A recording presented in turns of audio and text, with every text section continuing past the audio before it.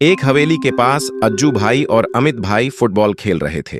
पहले अज्जू भाई की बारी थी और वो बड़े मस्त होकर खेल रहे थे। खेलते खेलते अज्जू भाई फुटबॉल को जोर से मार देते हैं और गेंद सीधा हवेली के एक कमरे में चली जाती है। दोनों हैरान हो जाते हैं। अज्जू भाई और अमित भाई के पास सिर्फ एक ही बॉल थी और नई बॉल खरीदने के लिए पैसे नहीं थे, इसलिए वो हवेली के अंदर जाकर बॉल लाने का फैसला करते हैं। धीरे धीरे दोनों हवेली की सीढ़ियां चढ़ने लगते हैं। ऊपर जाकर देखते हैं एक कमरे से एक भूतनी निकलकर दूसरे कमरे में जा रही है। दोनों डर के मारे वहीं रुक जाते हैं। अचानक भूतनी उनके सामने प्रकट हो जाती है और सीधा अमित भाई को मार डालती है। अज्जू भाई ये सब देखकर वहां से भाग जाते हैं। भागते भागते वो हवेली की एक बालकनी में पहुंचते हैं और तुरंत अपने दादाजी को कॉल लगाते हैं। अज्जू भाई के दादाजी एक बहुत बड़े तांत्रिक होते हैं। अज्जू भाई घबरा कर बोलते हैं, दादाजी हवेली में जल्दी आइए, भूतनी ने अमित भाई को मार दिया। कॉल रखते ही भूतनी वहां आ जाती है और अज्जू भाई को भी चाकू से खोप खोप करके मार डालती है। जैसे ही दादाजी को खबर मिलती है, वो अपने खटारा बाइक पर हवेली की ओर निकल पड़ते हैं। बाइक से उतरते ही दादाजी दौड़ते हुए हवेली में घुसते हैं। वो देखते हैं अज्जू भाई और अमित भाई